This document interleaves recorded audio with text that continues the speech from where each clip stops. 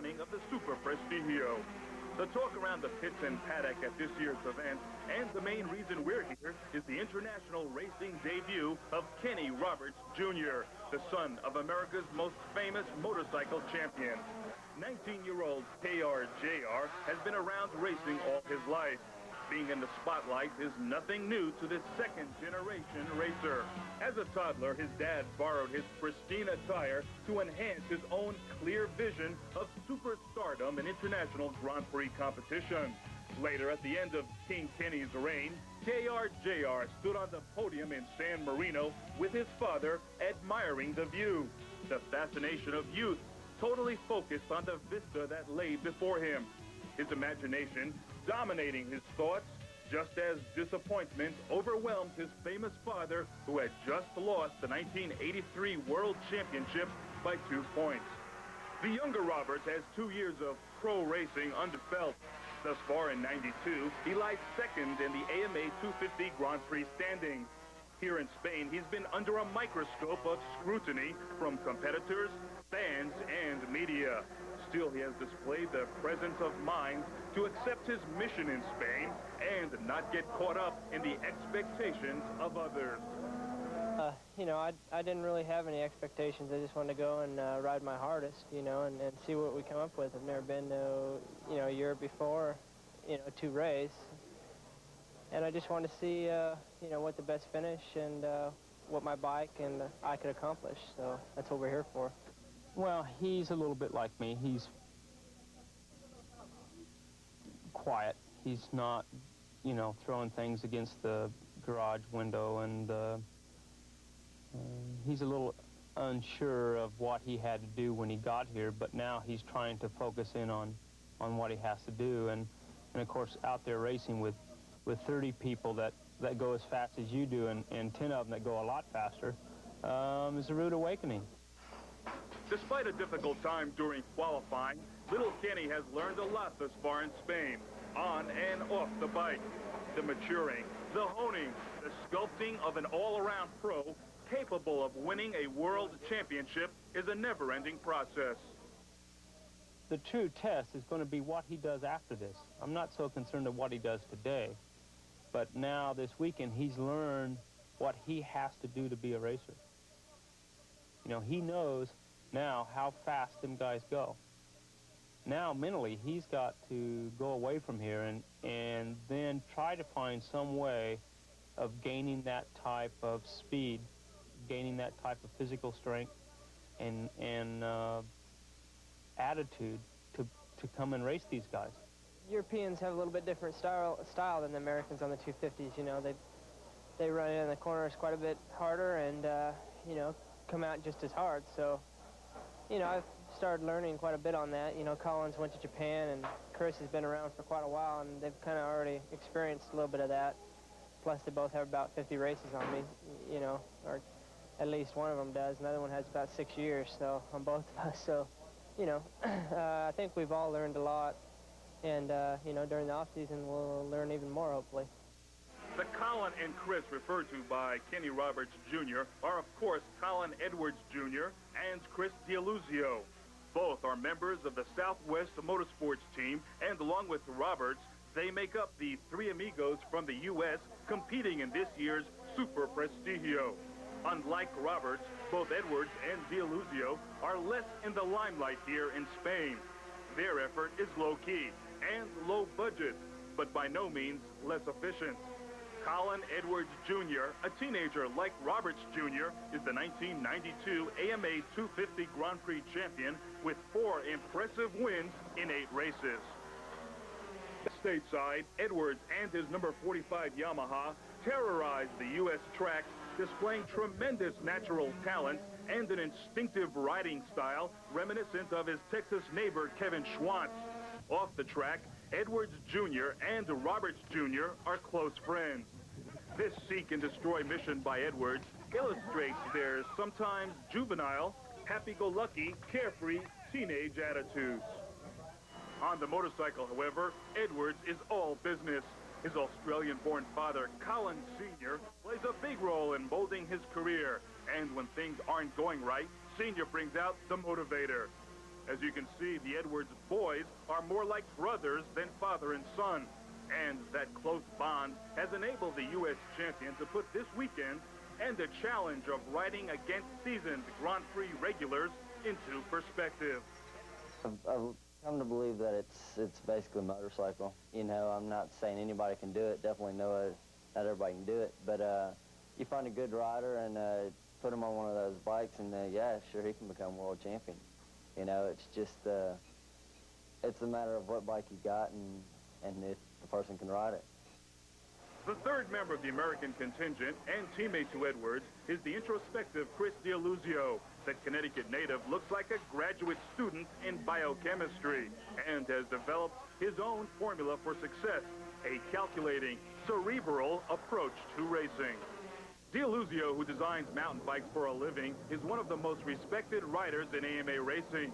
As the elder member of the Southwest Motorsports team, D'Illusio complements Edwards' youthful exuberance with a sort of steady Eddie Lawson modus operandi, which prioritizes, above all else, getting the motorcycle suited to the track.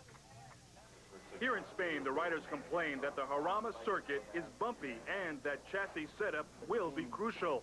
So we asked the rider, who likens himself to the professor of F1 cars, Alan Prost, to articulate how the rough surface affects both setup and rider technique. Technique is it's pretty hairy. The setup is a compromise for the high-speed bumps and the low-speed bumps. There's some large bumps and some fast sections that are more important than the smaller bumps in the slow sections, but they both have their, you know, the small bumps in the slow sections will put you on the ground faster than a big bump on a fast section. So it's a trade-off for sure, and you know, we're still looking for that. Well, there they are, the three amigos, Roberts, Edwards, and D'Illusio. Today on Motorcycle Madness, we're here to watch them take on the 250 Grand Prix stars in the 12th running of the Super Prestigio. But who are these Grand Prix stars? Well, here are the final 1992 250 World Championship standings. 3 out of the top 5 names that you see are here in attendance and ready to race. World champion Luca Catalora is not here due to contractual problems. More on that a little later. Leading the European contingent is 32-year-old Loris Reggiani, second in the World Championship aboard the Unlimited Genes Aprilia. Another Italian of note, veteran Pier Francesco Chili. He is also aboard an Aprilia, but not on the team with Reggiani. The 28-year-old veteran is with Team Valesi and has ridden everything from 125s to 500s in his career. Chili's Team Valesi teammate is 21-year-old Massimiliano Biaggi, conveniently nicknamed Max. Biaggi is a diminutive rider who won the final round in South Africa and is touted as the next great Italian rider. Also on hand, upholding European Yamaha honors, is German Jochen Schmidt on the black lucky number 7 Mitsui Yamaha entry. Number 6 is Spain's Alberto Puig, also on an Aprilia and the crowd favorite. The likable Spaniard is a talented rider who is rumored to be in line for a full factory Honda ride in 1993. The lineups are set. The bikes are on the grid. There you see number 25, Kenny Roberts Jr. on the grid, accompanied by his dad, and Sandy Rainey, father of triple world champion Wayne Rainey. There are the 2 Southwest Motorsports entries, number 2, Chris D'Illusio, and the number 45, Colin Edwards. When we return, we'll drop the flag on the first of 3 legs at the 1992 Yamaha Super Prestigio, exclusively here in Madrid, Spain, prior to the first of 3 legs here at the Super Prestigio. Here's a look at the Jarama circuit, 2.4 miles in length, very tricky, very bumpy, 14 turns. You only get up to 6th gear once, and that's down the front straightaway. You go down from 6th all the way down to 1st gear. Again, the riders complain that it's very bumpy, and that could have caused problems for the Americans because they qualified very poorly. Chris D'Illusio leading the American contingent, qualifying in 12th position. Colin Edwards qualified in 13th, and Kenny Roberts Jr. all the way back in 20th starting position. The three amigos and the European riders will be contesting turns named after famous Latin motorsports heroes. Names like Fangio, Nuvolari, Farina, and Portago. The unique format of the Super Prestigio calls for 3 12-lap sprint races. At the end of the day, there will be an overall Super Prestigio champion named by tabulating all the points earned by each rider in each of the 3 legs. Our pictures are coming from TVE España, and from time to time you will be seeing some Spanish graphics, and I will interpret them as best as possible. We are moments away from the start. There you see the starting grid. On the bottom left-hand portion of your screen, you see number 3, Pier Francesco Chili. That graphic is incorrect. Chili's pole position time was actually 1:36.773. We are expecting very fast times in the race of approximately in the 1:38 range, and the riders are off as they head down the front straightaway. The drag race is on. 41 motorcycles headed down into turn number 1. Again, our pictures are coming from Spanish television, but we do have one extra camera out on the circuit, which we will ISO from time to time on the American contingent, and we will edit it into the line cut in order to update you on the progress of the 3 amigos. With each one of these legs being of 12-lap duration, these riders can't afford to hang around. They can't afford to let their tires and engines come up to temperature. They have to go for it right off the bat. And the man who seems to be going for it more than the others is the number 5 Aprilia rider, Max Biaggi from Italy, the rider who won the final World Championship round in South Africa. Right on Biaggi's rear wheel is the veteran, the 33-year-old Italian Loris Reggiani, the former 125 and 500 Italian champion, also on a factory Aprilia. But these 2 Italians are not friends. Don't count on them exchanging Christmas cards at the end of the season. Behind the 2 factory Aprilias is number 34, Luis Diantin. He's a local rider, a hero, a Spanish national champion, and it was expected that he would show very well in the early going. And it looks like we have someone in trouble in the foreground. Yes, we have a faller, and I couldn't see his number. But we are back with the leaders as Biaggi, Reggiani, and Diantin continue to lead the pack. We are back at the point of the incident, and it definitely is one of the local Spanish Aprilias, and that looks like David Vasquez, who is making his way to the sidelines under his own power, and we're glad that he is okay. Now, this is our ISO camera, and there is Chris Dialuzio, and he's followed by number 45, Colin Edwards. I did not have a chance to see if Kenny Roberts Jr. was in that pack. We are now going to go back and take a look at the start of Kenny Roberts Jr., courtesy of our isolated camera. There you see the number 25 machine getting off the line. Remember, KRJR is way back in the 4th row. He's passed several motorcycles and almost collects the number 24 machine. And KRJR is on his way to what he hopes is a very good performance here that should elevate him into international recognition. We're back up front, and there has been a lead change. Loris Reggiani has put the number 13 factory Aprilia into the lead. Reggiani, who was second in this year's World 250 Championship, and Diantin, the local rider, has slipped inside of Reggiani to take the lead, to the delight of the partisan crowd here. The 28-year-old Spanish privateer, embarrassing a handful of factory riders on factory equipment. But you have to wonder, how long will this lead last? You have to figure once they get on that long front straight, that factory horsepower will have to come into play. The order behind Diantin has now changed. Number 5, Max Biaggi on the factory Aprilia, is now on the heels of the privateer Spaniard. Behind him, number 4, Italian Loris Caparossi, a 2-time 125 world champion. And there is Biaggi pulling out, unleashing the awesome power of that factory Aprilia as he and Caparossi slingshot by Diantin. The Spanish rider does not have an answer for all that factory horsepower as the field negotiates turn 1, and Diantin is down. It looked like he came into contact with the third-place machine, hit him from behind, lost adhesion, went down into turn number 1. Diantin is up, but his day in the spotlight is over. And here is the replay. Diantin hits the back of a motorcycle. It looked like Reggiani, and down he went, sliding into the gravel. If Diantine did in fact collect the number 13 machine of Reggiani, we will have to keep tabs on the Italian to see if that incident hampered his progress. There is the battle for the lead. Number 5, Biaggi. Number 4, Caparossi. We will be back with more exclusively on Prime Network Super Prestigio. And there are some of the 50 or 60,000 racing fans here in attendance at El Circuito de Jarama. And there is number 13, Loris Reggiani. And apparently that incident in turn 1 with the local Spaniard Diantine has taken its toll on the factory of Aprilia. Reggiani out in leg number 1.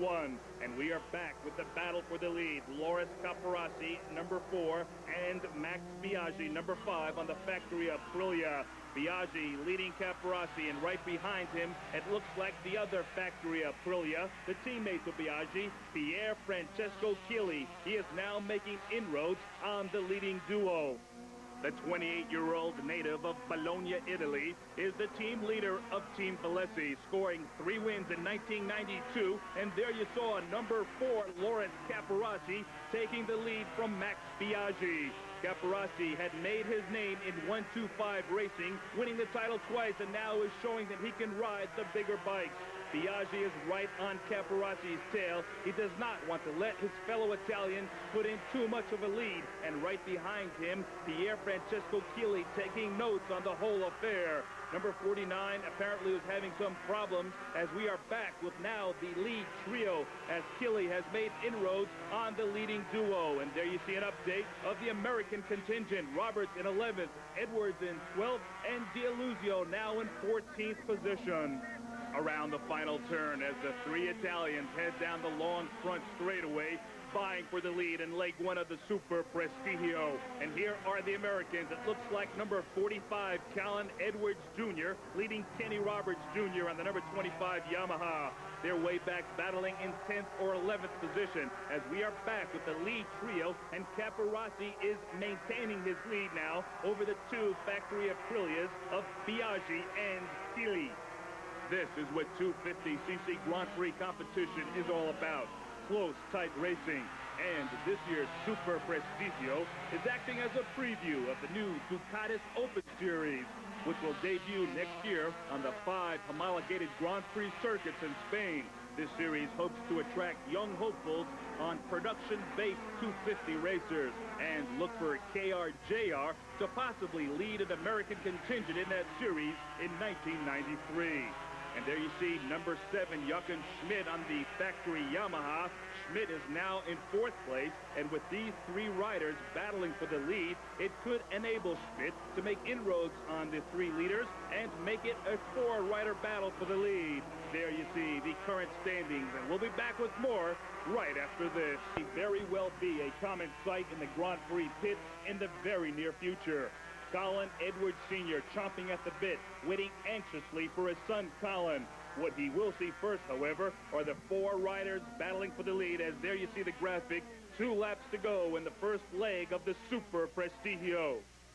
Max Biaggi, Pier Francesco Chili, Loris Caparossi, Jochen Schmidt, all vying for the lead as we are winding this first leg down. They will have to show all their cards here very soon, as we are looking at the Osaka Electronics Team Rainey effort on the pit wall, as Sandy Rainey holds the stopwatch for KRJR. Sandy Rainey, of course, the father of reigning 500 champion Wayne Rainey, Bubba Schobert, Bud Axeland, and of course KR Sr., all in attendance to help little Kenny in his international debut here in Spain. The man in second place, Pier Francesco Chili, a veteran, a man who has ridden everything from 125 to 500. We asked the Italian earlier to compare riding a 250 and the awesome 500. 500 is the top of the improvement about engine, about everything. But I think at the moment they have too much engine and compare frame. 250 is a class more equilibrium, and it's possible going fast, very fast in some track, and very nearly to the 500 class, and it's very nice class. Very nice class indeed. And I'm sure Pier Francesco Chili wishes he had some of that awesome 500 power to ride away from his pursuers on this day. There you see the graphic, Ultima Vuelta, which means last lap. And that's the same in any language. That means twist the throttle cable all the way. Get on the binders, take the tires to the limit, and let it all hang out. Number 3, Chili in the lead. Number 5, Biaggi, second. Number 4, Caparossi, fourth. Number 7, Schmidt, fourth. Slowly but surely, the 2 factory Aprilia riders seem to be inching further and further away from the 3rd and 4th place riders. Will it be number 3, the 28-year-old veteran Chili, team leader of Team Valesi, or will it be the 21-year-old upstart Max Biaggi, who's taking an inside line on his elder teammate? Chili goes on a wild wobble, but still maintains the lead. Biaggi is now losing second place. No, he repasses Caparossi in the inside. What a battle here in the final lap, the final turns of the first leg of the Super Prestigio. Chili now seems to enjoy a 10th or 15th bike length lead on his teammate Biaggi. Biaggi making up the difference very quickly, especially coming out of these corners. Biaggi on the move. Chili still leads. Caparossi and Schmidt now fading in 3rd and 4th. Who will be the winner as they head around the final turn? A short little shoot of a straightaway here, and then it's on to the final turn. Here they come down the front straightaway. It's anybody's ball game. It's Chili. It's Biaggi. Here they go, wiggling, wobbling, and it looks as if Massimiliano Biaggi pulled out the win by less than a wheel. And here is Kenny Roberts Jr. completing his first ever international competition, and I'm not sure of the placing. We'll check that a little later as the front wheel goes up in the air, saluting the crowd. Massimiliano Biaggi takes leg number 1 at the 1992 Super Prestigio.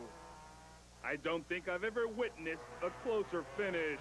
Here it is again in slow-mo as Biaggi pulls out on Chili, taking the win by less than a wheel length. And you saw Caparossi and Schmidt go by also. Now here's an interesting look at the ultra-fast shutter camera on the start-finish line here at the Jarama circuit, as Caparossi flashes by with Schmidt in tow.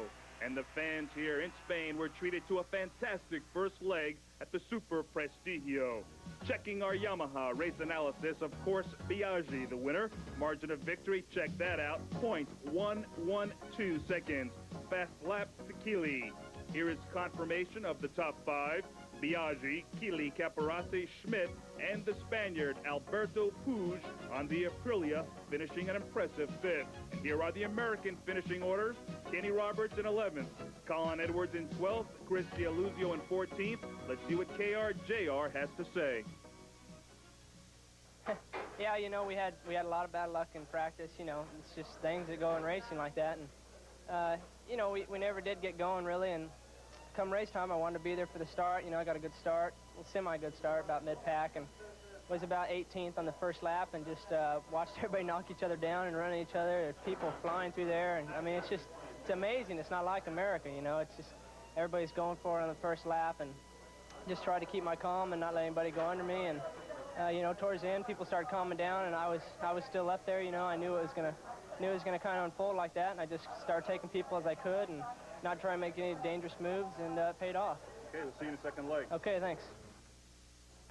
A very happy and apparently satisfied Kenny Roberts Jr. And well, he should be. A very fine performance in his first ever international competition. And a good job by all the Americans, who are definitely underpowered here compared to the Grand Prix regulars and their factory equipment. And as you see, work continues on in the Kenny Roberts Jr. garage as they are about to mount up for the second leg. Come join us here on Prime Network as the Super Prestigio continues right after the CC Grand Prix machines on the grid for the second of 3 legs here at the Super Prestigio. Number 7, Jochen Schmidt, the German, 4th in the first leg. Number 34, Diantine, crashed out early. And there you see the Spanish graphic. Second Manga. second leg. We're about to take the green flag. The mission for the American contingent, break into the top 10. The bikes are unleashing their power as they head down the front straightaway. Who will it be? Number 4, Caparossi. Number 13, Reggiani. Number 5, Biaggi, the first leg winner as they head into turn 1. And it is, in fact, the number 13 Aprilia of Loris Reggiani who was involved in an early incident in leg number 1, forcing him to retire. For this leg, our isolated camera has moved from its first leg front straightaway position to the back part of the circuit, where we should be getting some visual updates on the American contingent to see how they are faring in this second leg. And as the field streams down, there is a picture of number 45, Colin Edwards, followed by number 2, Cristi Luzio, the two Southwest team members moving quickly up the field. But they started in the third row, and it's very difficult with equal machinery to make inroads on your competitors ahead of you, as number 4, Loris Caparossi, third place in the first leg, takes the early lead. And behind him, number 13, Loris Reggiani. If it sounds like most of the front runners have names that end in vowels, well, you're right. The 250 World Championship Series is dominated by Italian riders. And of course, the man leading the pack for the last 2 years, Luca Cadalora, is not here in Spain. The reason? Contractual problems. The reigning 250cc world champion is leaving the Rothmans Honda effort to go race a 500 with King Kenny Roberts. That spells disloyalty, hence no motorcycle, no Cadalora in Spain. Conversely, Max Biaggi wants to fill the void at Rothmans Honda, left by Cadalora. The Aprilia factory does not want him to go, and he himself is also involved in contractual problems. Number 13, Loris Reggiani, has no such contractual problems, and he still maintains his lead on the second lap here on the second leg of the Super Prestigio. Reggiani had a DNF in the second leg due to an incident with the local Spaniard, Luis Diantin. Reggiani would like nothing better than to best his factory Aprilia rivals, Chili and Biaggi, who finished first and second in the first leg. At 32 years old, however, time is running out for Reggiani. It is a young man's sport, Grand Prix road racing, and the Italian has yet to win his first ever World Championship.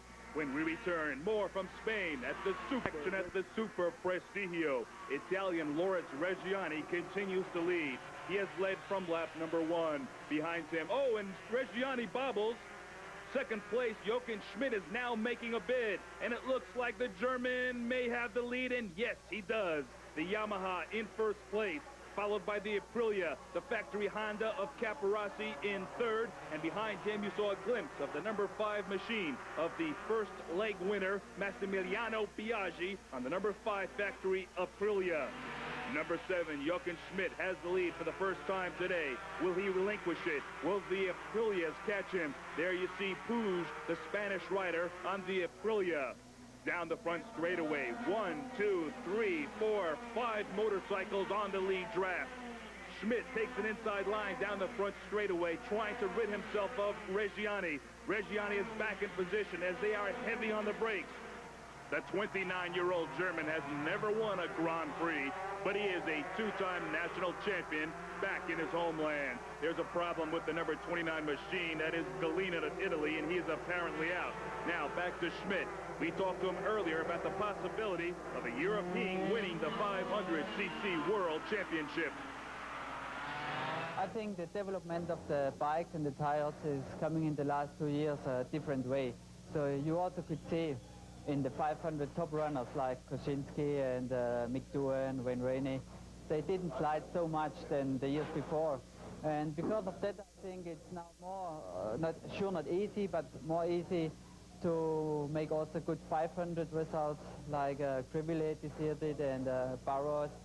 And so I think for the future, I think it's also possible that one of the European riders could be one of the top runners in 500. Interesting observations on the part of our current race leader, Jochen Schmidt, one of the rising stars in GP racing. And talk about rising stars, there's one right there, number 45, Colin Edwards. And a massive wobble on the part of Massimiliano Biaggi, number 5. He almost lost it, kept on the throttle, and didn't miss a beat.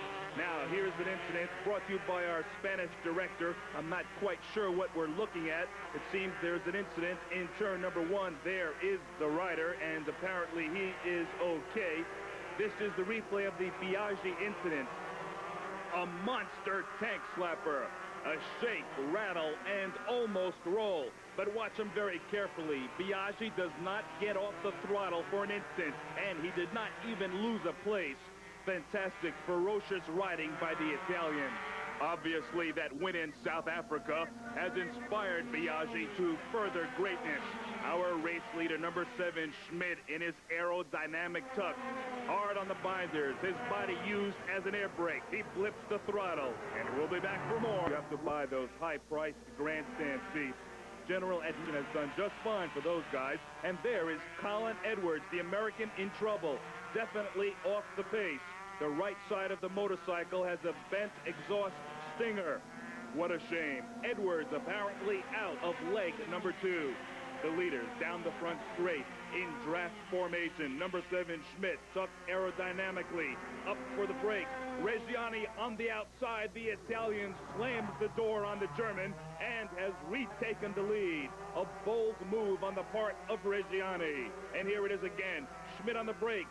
Reggiani waits a fraction of a second later on the outside, the bike weaving. Now he'll turn in and slams the door on the number 7 machine. A very bold move on the part of Reggiani. And look at Biaggi doing the same to Keeley, his teammate. A double pass in turn number 1. And there is Chris D'Aluzio with number 25, Kenny Roberts Jr. in tow. With Edwards out, the 2 Americans, D'Aluzio and Roberts, are left to contest for U.S. honors. Back with the leaders, number 13, Loris Reggiani, on the factory Aprilia, Jochen Schmidt. And there's a graphic, a Spanish graphic telling us that Schmidt has put in the fastest lap here in leg number 2. Now, here is a replay. Let's see what this is. And this is what happened to number 45, Colin Edwards, apparently being punted from the back, and that's what damaged the stinger, and that's what put him out of contention.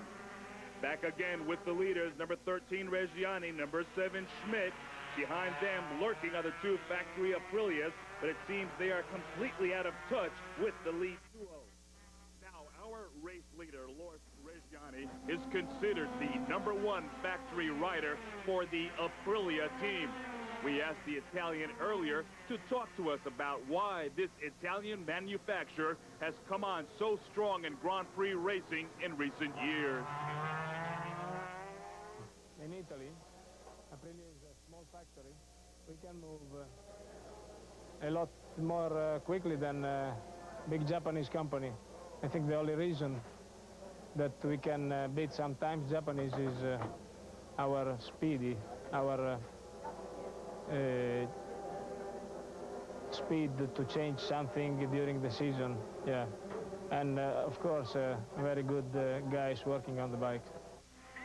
Apparently, Reggiani has brought some of those good guys to work on his number 13 machine here in Spain. And you saw the graphic, Ultima Vuelta, last lap.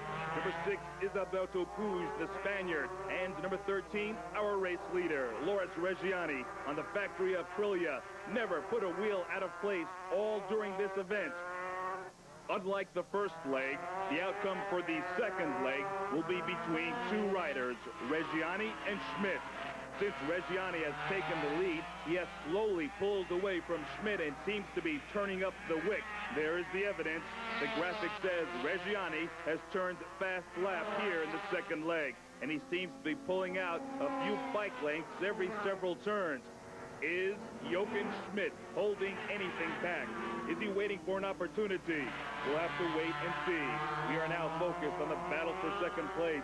That was Keeley, Biaggi, and Caparossi. As we are back with the lead duo, Reggiani seems to have pulled out at least 10 to 15 bike lengths on Schmidt. Back to the battle for second place.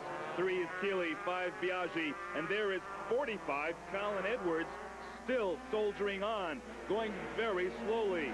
But the man of the hour, the man of the moment, the number 13 rider, Loris Reggiani on the Factory Aprilia. Can he win the second leg here in Spain? Around the turn for the final time, the Factory Aprilia, Italian Loris Reggiani takes the win with Schmidt in tow. A strong, solid performance by Reggiani, and for that matter, Schmidt as well. Both were followed by Chili, Biaggi, and Caparossi. Yamaha race analysis winner Reggiani. Margin of victory, .716. Fastest lap to Reggiani as well. Here are the top 5. Reggiani, Schmidt, Chili, Biaggi, and Caparossi. 3 Aprilias, 1 Yamaha, and 1 Honda. Checking the results of the 3 amigos, Chris D'Aluzio, a fine 11th, Kenny Roberts, 12th, and in 25th, Colin Edwards, a victim of a punt from behind. You know, I mean, people are just crazy, man. I mean, I'm not lying. It's you know, it's apparent our bikes aren't competitive. You know, we're just beating a dead horse, and you know, we're back there with the guys that are fighting for, you know, 12th and 15th place. You know, that's worse than being up front. You know, those guys, they take, I don't know, it's just, it's not, this race is to where it wasn't any fun at that time. It just, you know, people just going crazy. Colin Edwards, not a happy muchacho here in Spain. Come on back for more. It was our intention to show you the best action from the Super Prestigio.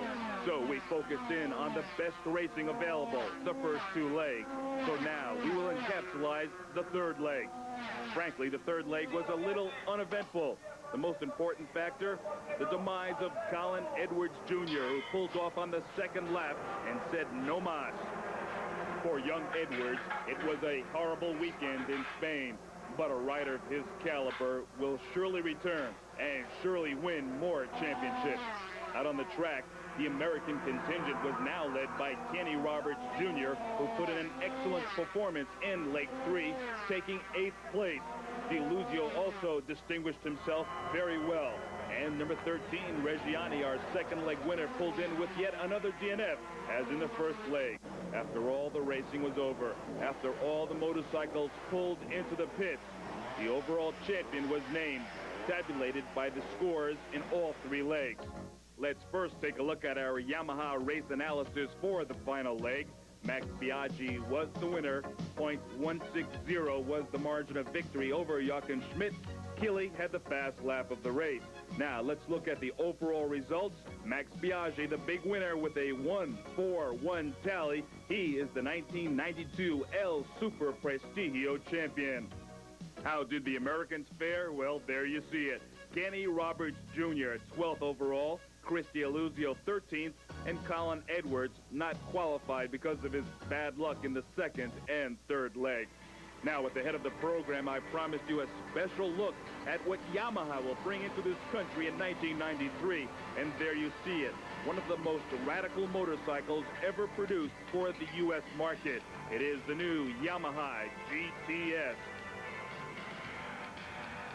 In this era of high-tech, electronic, worldwide media, these are the first ever television pictures of this new radical motorcycle. What makes it so radical? Well, you'll have to take a look at the front end. More on that a little later. A short time ago, the Yamaha GTS was introduced to the enthusiast press at a luncheon in California. When the reviews came in, they were unanimous. Innovative, radical, exciting. Designer engineer James Parker is credited with designing the new Yamaha GTS front end. A front end which does not use the traditional front fork assembly. Remember the old Elf Grand Prix motorcycle? Well, Parker's new design is a variation on that theme. A variation that has proven to be practical and exciting. Okay, this is the new GTS 1000A from Yamaha, and what we have that makes this bike unique to all other motorcycles in the past is it doesn't have a conventional front fork on it. We have a new design, which is this single-sided swing arm that actually steers the motorcycle and gives you the suspension at one time. So the biggest advantage to this is that the ride comfort is improved considerably. The steering characters and the suspension feeling are quite a bit improved from a conventional motorcycle. So this is one of the major improvements or advantages to this new model we're talking about, this swing arm and this suspension here. We'll move back into the engine area. What we have in here is electronic fuel injection, which is not new to automotive, but it's something different for motorcycles. And under the seat here, you'll see the simple computer box that controls it, controls a port injection system. And then also, under the seat here, we have a computer box for the ABS, anti-lock braking system, which has been used on other Yamahas, one other Yamaha in the past, and we've used it on this model. Okay, as you can see, it looks like there's something missing here. What this system does, it allows us to eliminate part of the fork, and I'll turn the wheel and show you what happens here. You can see that the handlebars turn the wheel in this way, where a conventional system, there's a leg or a fork up here that you have to turn. This system decreases the amount of weight that your handlebars have to turn. As you can see here, it's just moving the wheel, not the full suspension components.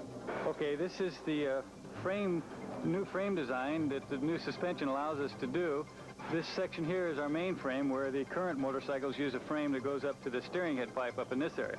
So this new suspension design allows us to go to this frame, which lowers the center of gravity and increases the rigidity of the frame. The Yamaha GTS. This has to be one of the most exciting motorcycles to come into the motorcycle marketplace in over 20 years. Check it out at your local Yamaha dealer. Back in Spain on the victory rostrum with Massimiliano Biaggi, the overall winner at the 12th running of El Super Prestigio. To his left, Jochen Schmidt, second overall. Flanking him on the right, Pier Francesco Chili, third overall.